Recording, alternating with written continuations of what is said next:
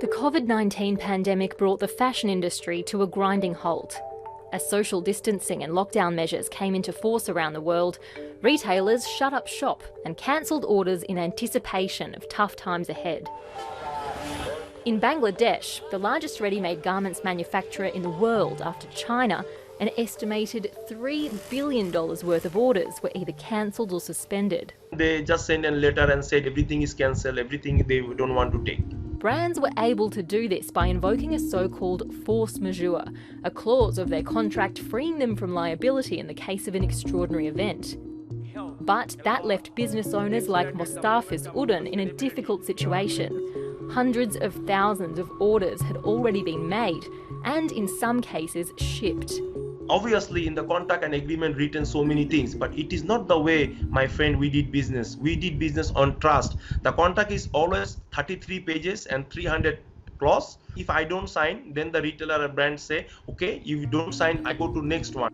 Sustainable fashion advocate Claire Press says the industry's small margins mean the effects on workers are immediate and serious. They just don't have the safety nets or the national insurance schemes that we are lucky enough to have here. It means that garment workers are basically left destitute. I think a lot of these big brands are just used to not taking responsibility for the people in their supply chains. They're used to getting away with it. Mustafiz's business was the first Bangladeshi manufacturer to join the Sustainable Apparel Coalition, and his factory is rated one of the safest in the country. It employs about 2,000 workers, 70% of them women, and most supporting families. We are worried about whether the factory can pay us. We want to earn money by doing work. We need to pay rent and look after our children and buy essentials. Mustafiz says he's committed to paying their wages in full for as long as he can.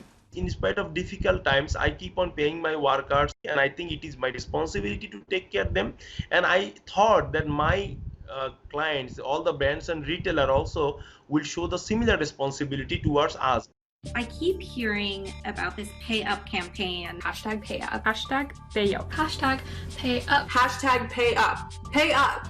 A social media campaign, naming and shaming brands, has convinced some to change their tune. Many clients, I got email, it's a cancel, and then after that, due to the pay up campaign, they said, okay, I will take the goods. But many still won't come to the table, including two clients of Mustafiz, umbrella companies Arcadia Group and Global Brands Group. We worked for them many years. Our worker had given their entire life for them, but they even don't reply in the email. Initiatives have sprung up to deal with the huge piles of unclaimed apparel sitting in Bangladeshi warehouses. One UK fashion company has started Lost Stock, bypassing big brands and partnering directly with factories to get clothes to consumers and funnel profits back to workers. Consumers buy a box of clothes that has been cancelled by leading brands and retailers. Every box that you buy, you get basically double the value of that clothes in the box.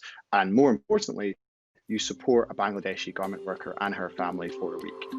But Claire Press says the fashion industry needs to undergo serious systemic change. If you are paying poverty wages to the women who make your clothes, then those women are going to be exploited, marginalised, and bear the brunt of these kind of economic shocks that happen. I think we've all got work to do when we're looking at what sort of world we want to build post-COVID.